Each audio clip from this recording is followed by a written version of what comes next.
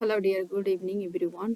Welcome to class read for job by SK ma'am. आप लोग के लिए प्रीवियस ईयर क्लास यहाँ पर ऑफलाइन और ऑनलाइन जितना भी हुआ था सभी को यहाँ पर उपलब्ध करा दिया गया है और धीरे धीरे सबको यहाँ पर हम लाएंगे। एक बार अब फॉर्म भरा जाए उसके बाद हम जितना भी यहाँ पर सिलेबस बेस जो यहाँ पर हम थ्योरी क्लास जो बनाए हैं उस सबको आप लोग को देंगे और इसी तरह से आप लोग प्रीवियस ईयर क्वेश्चन को रेगुलर को करें और समझे और कॉन्सेप्ट अपना तैयार करें।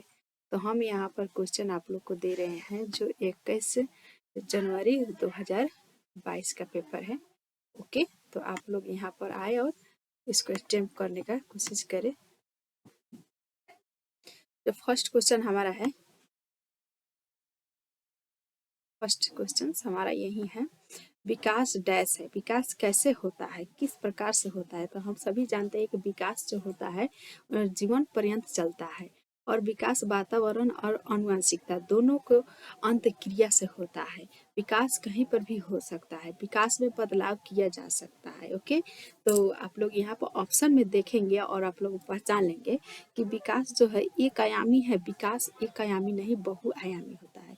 विकास दिशाई होता है। विकास दिशाई नहीं बल्कि अनेकों प्रकार से कहीं से भी हो सकता है। ओके, और देख लेंगे विकास में बदलाव किया जा सकता है। तो हम पहले ही कहा था कि विकास में बदलाव किया जा सकता है। अच्छा हो तो बुरा भी हो सकता है, बुरा है तो अच्छा भी हो सकता है। जैसा कि वहाँ पर वातावरण आएगा वैसा ही यहाँ का बदलाव होते चला जाएगा। ओके, तो यहाँ पर हमारा विकास जो है,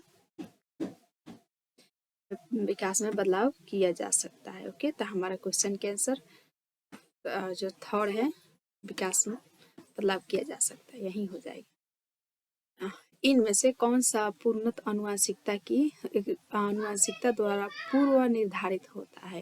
तो आनुवंशिकता जो है जैसे कि आँखों का कलर, बालों का घुंघरूला होना, ये सभी हमारा आनुवंशिकता से होता है। इसको हम बदलाव नहीं कर सकते हैं। तो कौन सा है आनुवंशिकता? जैसे कि मित्रों का चयन करना नहीं, क्योंकि यह वातावरण से मिलता है। आँखों का रंग यही हमारा आनुवंशिकता से मिलता है। और शैक्षणिक सफलता ये भी वातावरण से मिलता है। शिक्षा में रुचि ये भी वातावरण से मिलता है। लेकिन आँखों का रंग है, भूरा है, नीला है, काला है, ये सभी हमारी आनुवंशिकता से मिलता है। तो क्या सीखने की वह प्रक्रिया क्या कहलाती है जिसमें बच्चे स्कूल जैसी सामाजिक संस्थाओं में प्रवेश करके सीखते हैं? तो जब भी यहाँ पर स्कूल के सामाजिक संस्था कहेगा तो ये द्वितीय समाजीकरण में आ जाएगा। बच्चे जो फैमिली से सीखते हैं उसे प्राथमिक समाजीकरण कहेंगे।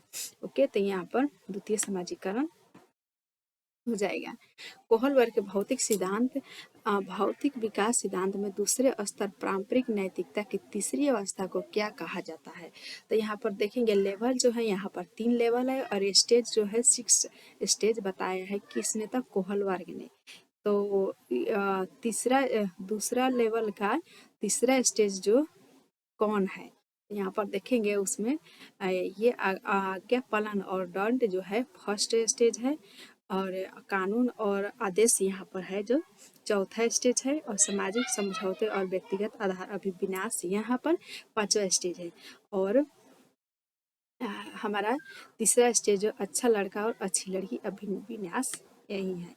ये समझ और याद करके रखने के आप लोग का काम है। ओके, क्योंकि बहुत सारा इस तरह से क्वेश्चन बनता है और लेवल और स्टेज को हमेशा याद करके रखना है।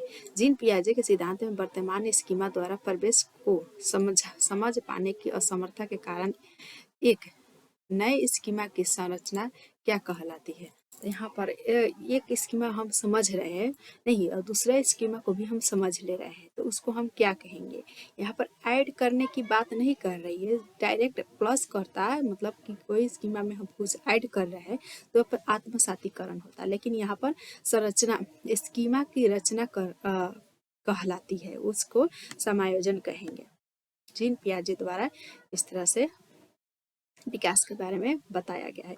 पियाजे के अनुसार कौन सा संप्रदाय कार्यरूप सूचना को संगठित और प्रतिपादित करता है।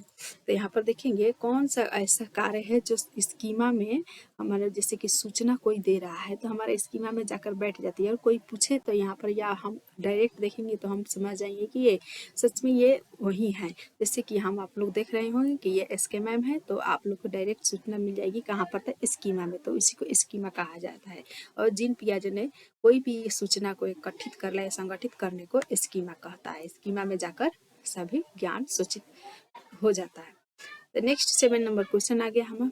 रश्मि अपनी कक्षा में विद्यार्थियों के सीखने की क्षमता को ध्यान में रखकर विभिन्न प्रकार के कार्यकलापों का उपयोग करती है और सहपाठियों द्वारा अधिगम को बढ़ावा देने के लिए समूह भी बनाती है। निम्नलिखित में से कौन सा इसका समर्थन करता है? तो आप लोग देखेंगे जहाँ पर भी सहपाठी और अधिगम के सहयोग जहाँ पर भी मिले समूह द्वारा, सामाजिक संस्था द्वारा, तो यहाँ पर हम ले वाइगोत्स्की को याद करेंगे, क्योंकि ले वाइगोत्स्की साहब ने ये यहाँ पर बताया है कि सहपाठियों द्वारा अधिगम होता है, अधिगम को बढ़ावा मिलता है, समूह द्वारा होता है। ओके, तो नेक्स्ट आ जाएगा क्वेश्चन हमारा 8, और 8 नंबर क्वेश्चन में लिखा गया है इनमें से कौन सा अध्यापक द्वारा पाठ का उदाहरण नहीं है? यहाँ पर नहीं है, तो यहाँ पर देखेंगे अनुकरण के लिए कौशल का प्रदर्शन ये पाठ में आ जाता है। नहीं, मेरे सहयोग का संकेत है, इशारे एवं संकेत ये तो है ही। सहपाठियों संग साझा शिक्षण ये भी पाठ का ये संकेत है, लेकिन रटना जो है ये नहीं है। तो नहीं पूछा है तो हम नहीं में आंसर देंगे। पॉजिटिव आंसर, नेगेटिव के लिए नेगेटिव आंसर। ओके, आगे नेक्स्ट देखेंगे निम्न में से कौन सी शिक्षा शास्त्रीय पद्धति एक संरचनावादी कक्षा के लिए उपयुक्त नहीं है? यहाँ पर भी देखेंगे, यहाँ पर नहीं दिया है, जैसे ही नहीं आएगा तो उसको हम बहुआयामी परिप्रेक्ष्य का प्रोत्साहन ये पॉजिटिव है। सामूहिक सहयोग ये भी पॉजिटिव है। वेधन एवं दोहराव, जहाँ पर भी वेधन एवं दोहराव आ जाए उसे हम नेगेटिव मानेंगे, क्योंकि इसको नहीं लेना है। प्रयोगात्मकता ये भी पॉजिटिव है, लेकिन ये नेगेटिव है, तो नेगेटिव के लिए नेगेटिव आंसर। निम्न में से किसने सामान्य बुद्धि के विचार को नकारा और बुद्धि को अनेक विशिष्ट समान संसाधन सक्रियाओं के पदों के रूप में परिभाषित किया है? तो कौन सा ऐसा मनोवैज्ञानिक है जिन्होंने बताया है कि ये बुद्धि एक प्रकार की, एक तरह के नहीं होता है, बुद्धि अनेक प्रकार की होती है? तो कौन मनोवैज्ञानिक बताया है? तो हावर्ड गार्डन जो है ये इन्होंने बताया है कि बुद्धि मल्टीपल होता है, यानी मतलब बहुत सारा होता है। ओके, तो यहाँ पर बुद्धि अनेकों होता है, जैसे कि किसी को मैथ में बहुत तेज है, तो कोई साइंस में है, तो कोई हिंदी में है, तो कोई CTP में है। अनेक सभी व्यक्ति का अलग अलग बुद्धि होता है। ओके, इस प्रकार से हावर्ड गार्डन लगाएंगे। और एक संरचनावादी कक्षा में निम्न में से किस पर महत्व दिया जाना चाहिए? तो यहाँ पर एक संरचनात्मक कक्षा जो होता है उसमें संरचनात्मक मूल्यांकन पर अधिक जोर देना चाहिए। ये हमारा क्या हो जाएगा? फॉर्मेटिव असेसमेंट हो जाएगा। नेक्स्ट क्वेश्चन है हमारा वाइगोत्स्की के सिद्धांत के अनुसार निजी वाक निश्चित संवाद, ये इस तरह से क्वेश्चन वही है, लेकिन सिर्फ लैंग्वेज का हेर फेर करके थोड़ा लैंग्वेज को डिफिकल्ट बनाया है। डिफिकल्ट तो नहीं, समझ के ऊपर है, समझ जाएंगे आप लोग तो सभी यहाँ पर क्वेश्चन आसान लगने लगेंगे। ओके, तो वाइगोत्स्की साहब ने बताया है कि निजी भाषा को क्या कहा जाता है?